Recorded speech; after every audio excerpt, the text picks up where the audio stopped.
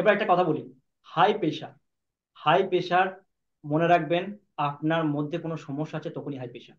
একটা মিউজিক তৈরি করতে গেলে, একটা সং তৈরি করতে গেলে একটা গিটারের প্রয়োজন, একটা ঝুমঝুমের মতো প্রয়োজন হয়, একটা ড্রামের প্রয়োজন হয়, একটা বাঁশি, একটা গিটার, পাঁচ ছটা ইকুইপমেন্টস নিয়ে যদি একসাথে সুর তাল মেলানো হয় তখন দেখবেন একটা মিউজিক ক্রিয়েট হয়, একটা ধ্বনি ক্রিয়েট হয়, একটা সুর তৈরি হয়। ওখানে যদি গিটার বাজানো বন্ধ করে দেন দেখবেন একটা আওয়াজ মনে হবে গ্যাং গ্যাং গ্যাং করছে, মনে হবে আর আওয়াজ নাই। শুধু গিটার বাজালে মজা আসবে না। পাঁচটা ধুনকে মিক্স করে তবে একটা ব্যালেন্স তৈরি করা হয়, আর সেখানে একটা সুর তৈরি করা, একটা ধ্বনি বা একটা তরঙ্গ তৈরি করা হয়, তখন শুনতে যেন ওয়াও নাইস। ঠিক আপনার ব্লাড প্রেশারটা এই পাঁচটা জিনিস ঘিরে হচ্ছে। যখন আপনি একটা কথা বলে রেখেছিলাম, যখন আপনি অতিরিক্ত নেগেটিভ চিন্তা করবেন, আপনি দুঃখ করবেন, অতীতের কথা চিন্তা করবেন, আরে আমার সাথে রাহুল এরকম করলো, এত বড় শয়তান মানুষ। আপনি রাহুল কি করেছে সেটা তো বড় কথা, আপনি নিজের দিমাগে ভরে রেখেছেন সিনটা, মানে আপনি নেতিবাচক চিন্তা নিচ্ছেন। আমরা এগুলো তো বাদই দিলাম, আমরা কিছু কিছু এমন কথা নিয়ে রাখি, আমাদের ব্রেনের মধ্যে ভরে রাখি, যেগুলো আমাদের ব্রেনকে সঠিকভাবে সাফই করতে দেয় না। আমরা প্রতিদিন বাসন না মাজা, বাসন হলে কিন্তু ভাত খাবো না, বা ময়লা লেগে আছে গন্ধ, সার্প সার্প গন্ধ করছে। নিজের ব্রেনে এত ময়লা ভরে রেখে দিয়েছেন, সেখানে সফলতা কি করে হতে পারে? সফল হবো আমি? জিজ্ঞেস করুন, আপনি সফল হতে চান লাইফে? হ্যাঁ। কি করতে চান? বাড়ি করতে চাই। কি করতে চান? গাড়ি কিনতে চাই। আগে করতে চান 10 কোটি টাকা কামাইতে চাই। কি করে কামাবেন? ওই তুই তো বুঝতে পারছি না কি করবো, লাইফে ডিসিশন নিতে পারছি না। ওইটা আপনার ওই চেতন মনের কাজ। আপনাকে বলবে হ্যাঁ করবি তো, তুই টেনশন নিচ্ছিস কেন, তুই আরামসে করবি, তুই এখন রিলস দেখ, তুই মুভি দেখ, কাল করবি। ফাইল তো আপনি তৈরি করেন নাই কোনো সময়। নিজেকে প্রশ্ন করুন, আরে ভাই করবো কি করে, কি করে হবে সেটা প্রশ্ন করুন। এখানে একটা জিনিস ক্লিয়ার করে দিই আমি, ব্রেন যদি কোনো ড্যামেজ থাকে, ব্রেনে যদি কোনো ডিসফাংশন থাকে, তাহলে আপনার হাই প্রেশার। যদি হার্টের মধ্যে কোনো ব্লকেজ বা কোথাও সমস্যা আছে, তাহলে আপনার ব্লাড প্রেশার হচ্ছে। কিডনির মধ্যে কোনো সমস্যা আছে, কোনো ব্লকেজ আছে, ব্লকেজটা কি আমরা একটু পরে বুঝছি, ব্লকেজটা আমরা এখানেই আমি বলবো। হাই প্রেশার কিভাবে হয় এটা বলা দরকার, হাই প্রেশার কেন হয়, মানে এইগুলোতে কি সমস্যা হচ্ছে যার কারণে হাই প্রেশার হচ্ছে সেটাও খুলে বলবো। ডাক্তার আপনাকে 500 টাকা ফিস দিলেও বলবে না। কিডনির মধ্যে ডিসফাংশন থাকলে হাই প্রেশার, আপনার লিভারের মধ্যে কোথাও যদি ডিজিজ থাকে, কোথাও ব্লকেজ থাকে, তবেই হাই প্রেশার, আপনার লাংসের মধ্যে যদি কোনো সমস্যা থাকে তবেই হাই প্রেশার। এই পাঁচটির মধ্যে যদি সমানভাবে তরঙ্গ ঠিক থাকে, সমানভাবে গিটারের মতো, ড্রামের মতো সমানভাবে কাজ করে, তবে একটি তরঙ্গ স্থির হবে, তবে আপনার হাই প্রেশার হবে না, আপনার নর্মাল প্রেশার হবে। আর এই পাঁচটির মধ্যে যেমন যেখানেই ব্লকেজ হয়ে গেছে, জাম লেগে গেছে, তখনই আপনি হাই প্রেশার। ডাক্তার আপনাকে বলতে হাই প্রেশারের ওষুধ দিলাম তো খান। আপনি আপনার কি করছেন, আপনার যে আপনাকে অ্যালার্ম দিচ্ছে তাকে আপনি চুপ করাচ্ছেন ওষুধ খেয়ে। আপনি কত বড় বোকা! আহারে। এবার আমি বলি হাই প্রেশারটা হয় কি। ধরে নিন আপনি, আপনার জলের কল আছে, যে আপনি একটা পাইপ লাগিয়েছেন, তো ওই পাইপে যেন গিয়ে আপনার বাড়ি পর্যন্ত বা কোনো একটা জায়গায় আপনি ফেলাবেন। এখন ধরে নিন ওর ওপরে একজন মোটরসাইকেলের চাকা দিয়ে রেখে দাঁড়িয়ে রেখেছে, কি হবে বলুন তো? পট করে খুলে যাবে। কোনখানটা? মুখের কাছে যেখানে আমি টার্বিন দেখে যাবে, পট করে চাপ পাবে আর যেতে পাবে না তো। তখন কি হবে? চাপের কারণে কি হবে? পট করে খুলে যাবে। তার কারণ কি বলুন তো? ওই মাঝখানে কেউ পা দিয়ে রেখেছে বা চাপ দিয়ে রেখেছে। অটোমেটিক কি হবে? প্রেশার ক্রিয়েট হবে রক্তনালীর মধ্যে। আপনার রক্তনালী, ধরুন এটা আপনার হচ্ছে রক্তনালী, এটা হচ্ছে আপনার রক্তনালী যেখানে ভিতর দিয়ে রক্ত যাচ্ছে। এখন যদি আমি এরকম জায়গায় রক্তনালীটা টিপে ধরি, তাহলে এই দিক থেকে যে রক্তটা যাচ্ছে সেটা যেতে পাবে না। আর যখনই এই পজিশনটা হয় সেটা তখন চাপ ক্রিয়েট হয়, আর এটাকেই বলা হয় ব্লাড প্রেশার। প্রেশার ব্লাডের মধ্যে চাপ হয়ে যায়, বেশি বেড়ে যায়, যেতে পারে না। এর কারণ কি? আমি তো নাহলে এখানে পেনটা টিপে ধরে আছি, পাইবে না হলে কেউ একটা পা রেখে দিয়েছে, আমার শরীরে তো বুকের ভিতরে পা ভরে রাখা নাই। আপনার টেনশন, আপনার অতিরিক্ত ফ্যাট, আপনার অতিরিক্ত আজে বাজে খাবার, আপনার দুঃখ, ব্লকেজ হয়ে, ব্লকেজ মানে ধূলিকণার মতো এক ধরনের জিনিস যেগুলো গিয়ে গিয়ে গিয়ে গিয়ে গিয়ে গিয়ে রক্তনালীতে জমে গেছে, দিয়ে রক্তনালীগুলো জাম ধরে গেছে, যার কারণে যেতে পারছে না।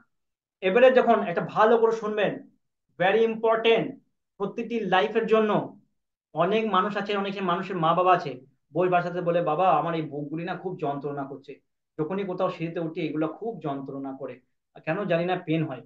আপনি ডাক্তার কাছে নিয়ে যাবেন, বলবো আচ্ছা এনজাইনা পেন হচ্ছে, আপনি এনজিওগ্রাফি করে নিন। যখন দীর্ঘদিন ব্লক হবে, শুনে রাখুন, এই জিনিসগুলি সত্যি করে খুব শিক্ষণীয় বিষয়। যখন আপনি নিয়ে যাবেন, এনজিওগ্রাফি করা হবে। এনজিওগ্রাফির টপিকটা অনেক পেছনে আছে, আমি বলে দিচ্ছি, এখানে ইম্পর্টেন্টটা বেস্ট হবে, আপনারা বুঝতে পারবেন।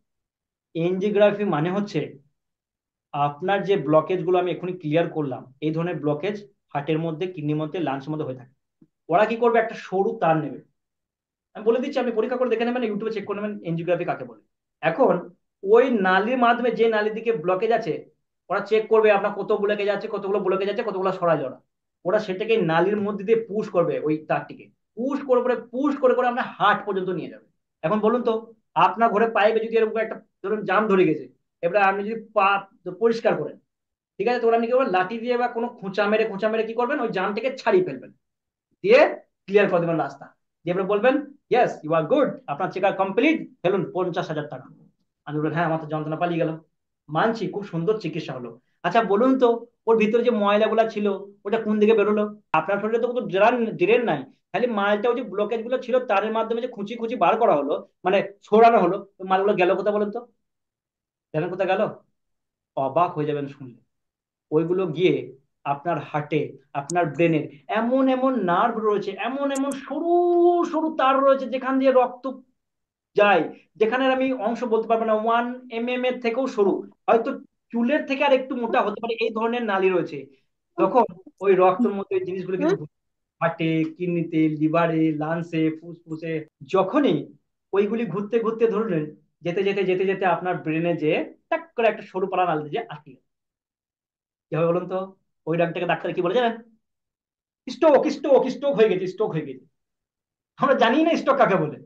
আমার বাবা শুয়েছিল, জানি না কিছুই হয় না, আমার বাবা ভালো কোনো ওষুধ খায় না, হঠাৎ করে আমার বাবা মরে গেল। আশেপাশে মানুষ কি বলে জানেন তো? হ্যাঁ আর বলো না, দিনকাল ভালো নাই, ভগবান আর শরীরে জুত দেয় নাই, ভগবানও থুতু ফেলবো ওপর থেকে। ভগবান থুতু ফেলবে? ছি, তোকে থুতু ফেলি তুই মুখে রে, তোর মতো মানুষ তৈরি করেছি। আরে দুনিয়াতে সব থেকে সৃষ্টিকর্তা বলছে, যেই আপনি যাকে মানেন, ভগবান, আল্লাহ, খুদা, রাম, গড, সীতা, আপনি নিজের একবার বই খুলে দেখুন, সেখানে লেখা আছে যে মানব জাতিকে তৈরি করা হলো সর্বশ্রেষ্ঠ করে। এত প্রাণী রয়েছে দুনিয়াতে, কারো মেডিসিনের দরকার পড়ে না, যত মেডিসিন মানুষের দরকার পড়ে। ভগবান বলছে আমি সুন্দরভাবে, সৎভাবে, সব থেকে প্রকৃতির থেকে সব থেকে বেস্ট মানব জাতির জন্য আমি দুনিয়া সৃষ্টি করেছি। আর আমি এত প্রাণী সৃষ্টি করেছি, কিন্তু খালি ভগবান মনে হয় মিথ্যা কথা বলেছে। আর না হয় ভগবান কোথাও না কোথাও আমাদের মিস করে ফেলেছে, কোথাও মনে হয় পয়েন্টটা ঠিক করে বানাই দিয়ে বানায় মালটা, মিথ্যা কথা বলে দিয়েছে, আর নাহলে আমাদের মধ্যে ড্যামেজ মাল তৈরি করেছে। নাহলে এত প্রাণী রয়েছে, কারো ওষুধের দরকার পড়ে না, যত ওষুধ মানুষের দরকার পড়ে। নিজে ভুল করলে, গোবরে পা দিলে, গোবরের দোষ দিলে হবে? নিজে সঠিক করে চলতে জানতে হবে। কিন্তু এটা আমাদের দোষ নয়, আমাদের এটা কালচার। আমাদের বাবা মা জানে না, আমাদের প্রকৃতি জানে না, আমি কাউকে দোষ দিচ্ছি না, প্লিজ। এগুলো আমি একটু বলছি, সেগুলোকে জাস্ট, এটা আমার কারণ হচ্ছে যে আমি এটা শিখতে পেরেছি। এই জন্য সৃষ্টিকর্তার কাছে অসংখ্য ধন্যবাদ, আমার পিতা মাতার কাছে অসংখ্য ধন্যবাদ, তিনি আমাকে জন্ম দিয়েছেন এবং এই পৃথিবীতে এসে আমি এত সুন্দর জিনিস শিখতে পেরেছি। আমি তার জন্য কৃতজ্ঞতা পালন করছি, আমি গ্র্যাটিটিউড পালন করছি। আজকে আমি আপনাদের সাথেও গ্র্যাটিটিউড পালন করছি, আপনাদেরকে অসংখ্য ধন্যবাদ, আপনারা এখানে আসতে পেরেছেন, আমি আমার আমার এক্সপিরিয়েন্সকে শেয়ার করতে পারছি। আপনার জন্য আপনাদের জীবনকে পরিবর্তন করতে পারে। নিজের বাবা মাকে বাঁচান, নিজের আত্মীয়কে বাঁচান।